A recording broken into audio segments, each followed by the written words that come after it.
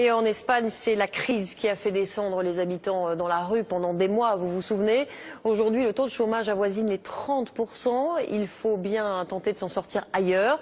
Pendant des années, les Marocains venaient chercher du travail en Espagne. Aujourd'hui, la tendance s'inverse. Ce sont les Espagnols qui émigrent de l'autre côté de la Méditerranée. Et ils sont 4 fois plus nombreux qu'il y a 10 ans. C'est le grand format de cette édition. Il est signé Dorothée Oliéric et Jean-François Monnier. On aperçoit les côtes espagnoles à moins de 15 km de Tanger. La péninsule ibérique était un Eldorado pour les Marocains. Aujourd'hui, ce sont les Espagnols qui font la traversée. Chassés par la crise, ils viennent chercher du travail au Maroc. Ils étaient 3 000 en 2003. Ils sont plus de 10 000 désormais à résider officiellement au Maroc. Mais en réalité, il serait plusieurs dizaines de milliers à vivre dans le royaume chérifien. Sur les chantiers de construction de Tanger, un peu partout, on voit à l'œuvre des ouvriers, des peintres, des maçons espagnols. Martín Sierra a laissé en Corogne, femme et enfants, il y a 3 mois, une question de survie. Je suis venu pour trouver du travail. En Espagne, la situation est très mauvaise. Il n'y a rien. Vous auriez pensé venir ici? Jamais. Pour des vacances, oui. Mais pas pour du travail. Avant, moi je rêvais d'aller travailler en Espagne. Mais il n'y a plus de boulot là-bas. C'est chacun son tour. Avant la crise, les Espagnols résidant au Maroc étaient essentiellement des enseignants, des diplomates ou des hommes d'affaires. Mais le taux de chômage de près de 30% en Espagne et de 55% chez les jeunes a changé la donne. Massimo, lui, est diplômé d'architecture. Il a trouvé ici un emploi bien rémunéré, mais il constate l'arrivée d'immigrés d'un nouveau genre. Avant, les Espagnols arrivaient ici en terrain conquis. Ils étaient convaincus qu'ils pouvaient s'acheter le Maroc.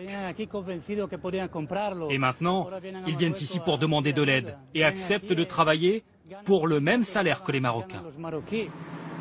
À 1 heure de route de Tanger, la ville de Tétouan. L'été, la région est prise d'assaut par les touristes. Mais pour l'heure, la station balnéaire de Martil est juste balayée par les vents. C'est cette petite bourgade qu'a choisi Salvador.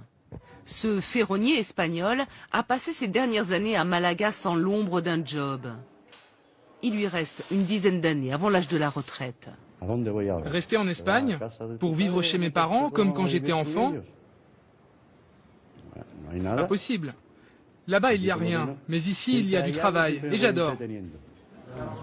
Et pourtant, ce n'est pas facile de tout recommencer. Salvador a certes déjà adopté la djellaba, mais pour communiquer avec les clients marocains, ce n'est pas encore ça. C'est compliqué la barrière de la langue. Oui, ça c'est un peu mon petit problème. Mais petit à petit, on va y arriver. L'église, c'est le point de ralliement de tous les Espagnols. Chaque semaine, ils parlent ici du pays. Ils s'entraident aussi, donnant aux nouveaux arrivants les bons plans. Ici, avec 400 € par mois, location comprise, vous vivez comme un roi, sans vous priver de rien. 1 kilo de tomates, c'est 30 centimes. Un thé, un café, c'est moins de 50 centimes. Paco est le président de l'association catholique. Il s'inquiète du nombre d'Espagnols désormais clandestins au Maroc. Il y en a plein en situation irrégulière. On va voir ce qui va se passer. Mais il pourrait bien y avoir des expulsions de ces Espagnols. Il n'y a pas si longtemps, une telle chose était juste inimaginable. Mais ils sont de plus en plus nombreux, prêts à tout pour s'inventer une nouvelle vie, loin de la crise.